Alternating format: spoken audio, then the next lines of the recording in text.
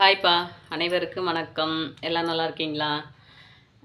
நாம் வேலை செய்கிற இடத்துல ஒரு ஆம்பளை நம்ம கூட போட்டி போடாமல் பொறாமைப்படுறான்னா அவன் வேலை செய்யறதுக்கு லாய்க்கு இல்லாதவன் அர்த்தம்.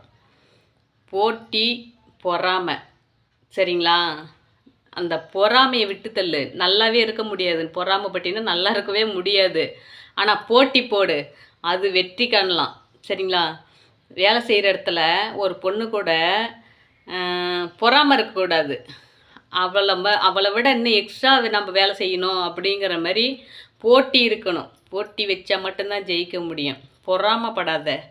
அந்த இடத்துல நாம் அவங்கள விட அவள் என்ன வேலை செய்கிறாளோ அந்த பொண்ணு அதை விட நாம் இன்னும் ஒரு வேலை சேர்த்தே செய்வோம் அப்படிங்கிற மாரி போட்டி இருக்குன்னு தவிர பொறாமல் இருக்கக்கூடாது. பொறாமல் இருந்ததுன்னா எவன் ஒருத்தவன் பொறாமை பிடிப்பானோ அவன் வீணாக போகிறதுக்கான அர்த்தம் அது. பொறாமைங்கிறது எதில் வேலை செய்கிறதுல கூட பொறாமைப்படல, சாப்பிட்றதுல பொறாமை பிடிச்சா எப்படி? சாப்பிட்றதுலேயே ஒரு எது வேணாலும் வயிற்றுக்கு உண்ற பொருளில் பொறாமை பிடிச்சா அது உருப்படாத்துக்கு போகிறதுக்கு தான் அர்த்தம். அது எனக்கு இல்லை, எனக்கு இருக்குது. ஆனால் இன்னும் சில கடையில் சில பேருக்கு இன்னமும் நிறைய இருக்குது. நான் இதுக்கு முன்னாடி இருக்கிற கடையிலையும் அனுபவிச்சிருக்கேன். என்னோடய அனுபவம் தான் இப்போ பேச சொல்லுது. அது என்னையா அது, கடையில் வேலை செய்யும் போது வேலையை மட்டும் வாங்கிக்கிறாங்க, ஆனால் சாப்பிட்றதுக்கு ஒரு கண்டிஷன். அது ஒரு பொறாமத்தனம் பிடிக்கிறது.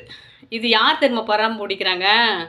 அந்த கடைக்கு லட்சக்கணக்கில் மளிகை ஜாமான் வாங்கி போட்டு கரண்ட்டு பில்லு கட்டி ஆளுங்க கூலி கொடுத்து எல்லாத்துக்குமே முதல் போட்டு செய்கிறாரு அந்த ஓனர் பொறாமை பிடிக்க மாட்டாங்க.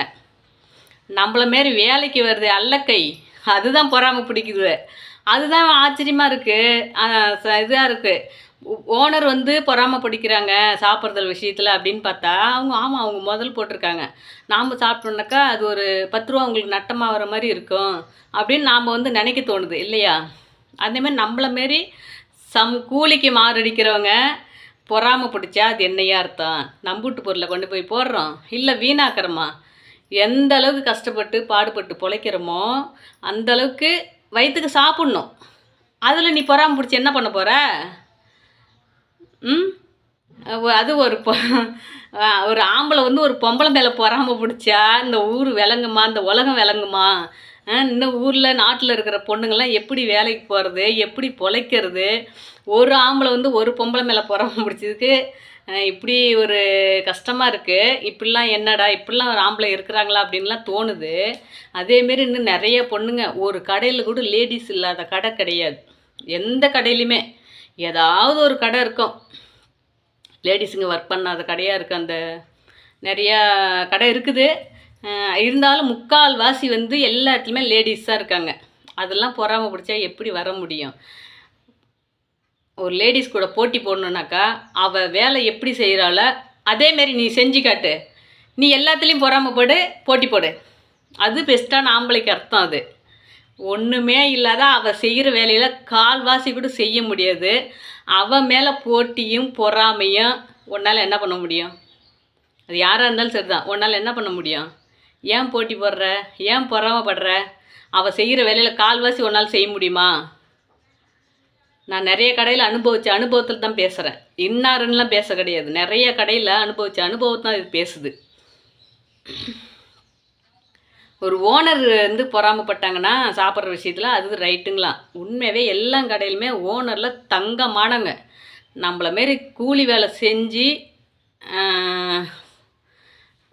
அல்லக்கைங்க தான் அதுமாரி வேலை. அல்லக்கைன்னு சொல்கிறது அது போட்டி பொறாமைப்படுறவனுங்க சொல்கிற இது வார்த்தை. அது நல்லவங்களுக்கு கிடையாது. அவன் நல்லவனாக இருந்தால் பொம்பளை கூட போட்டியே பொறாமையே படமாட்டான். உண்மையாகவே சொல்கிறேன், இப்போவும் சொல்கிறேன்.